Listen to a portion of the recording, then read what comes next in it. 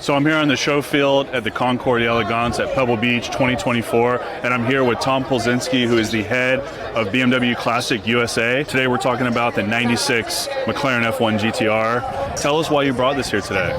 It's our baby, right? I mean, who doesn't love an F1 GTR? Absolutely. It's a fantastic car, BMW powered, that's why we own it. But let me tell you a little bit of story here. This is a special class this year. I think it's a very cool setup where they have a pairing of a race car with a street car, because these cars were all built to go race, really.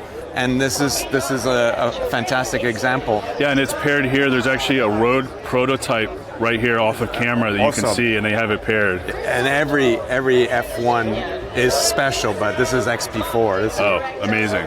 It's the first time I see XP4 ever. Yeah, so this is a pretty special car. It's from 1996. I believe it raced at Le Mans. Right. And it finished 8th in class, I believe. Correct, yes. So the story of this car it goes back a little further than that. 1995, the Uno Clinic car, chassis 01R, which was really a privateer effort, won Le Mans outright. And that was the last time that a production-based car won Le Mans. BMW Motorsport wanted to go back to Le Mans in 96 to get a Le Mans win for BMW specifically. Gotcha. Yeah. So the idea was to gain sponsorship from BMW North America and sponsorship from BMW UK and BMW France to field a two-car team. BMW North America sponsored this car. 17R is the chassis, and as a result, it has the stars and stripes on the rear part of the car. Which you can see here, which is the famous livery with the feet on. Yeah. And then 16R was the BMW France, BMW UK, so it had the Union Jack and the French flag on the rear of that car. In order to race at Le Mans, you have to do some qualifying races. And so the first race for this car was at Silverstone. It was a 4-hour race, a BPR race, which is what the class is here, so it fits in perfectly.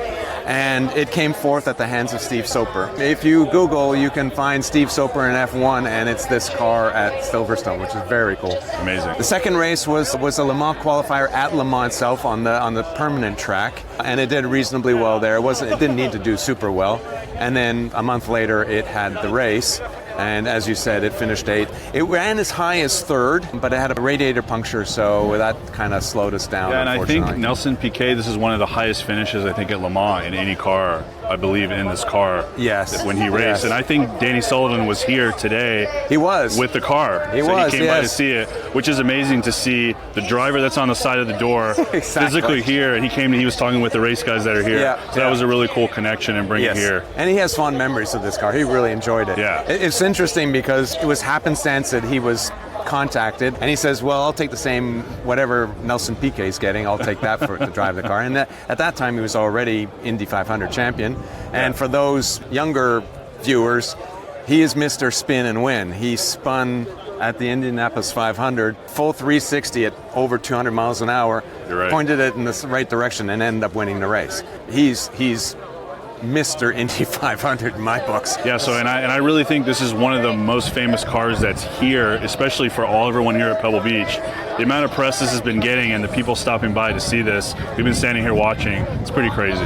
Well, when we've owned the car since Le Mans in 96, and whenever we take it out, there is a flurry of activity in the internet saying where 17R happens to be. So we've had it at Laguna Seca for the Rolex reunion earlier this week, just on show. We need a place to keep it, but people were hearing about it and actually buying tickets to get to Laguna just to see the car.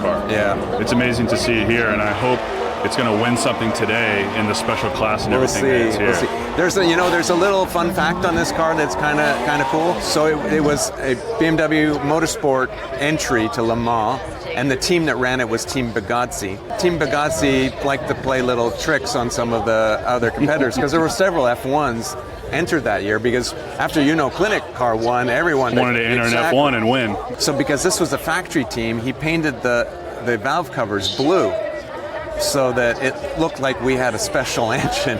Oh, man. But the reality is it's exactly the same as all the others. It was just, trying to psych out the competition. Yeah, so the only other kind of special F1 tidbit that I'll add is that this is not a long tail version of the GTR. Right. This is, I believe, a short tail or standard tail. There's a couple Short different tail names. is what we normally call it. There's a lot of difference between the long tail and the short tails. So short tails are really street cars with a little bit of aerodynamic tweaks to it and some flaring of the front fenders. The gearbox is a full synchro H-pattern gearbox. You have to heel toe every time. Really? It's not a racing crash box like the long tail is. Long tail is a sequential shifter. You just keep your foot in it, never use the clutch, and just bang the shifts. This, no, old school. So this is probably closer to the street car. Much closer. Yeah, than the long tail was, which was built for racing with better aero for so GT1. It is possible to convert a short tail GTR to a street car and back.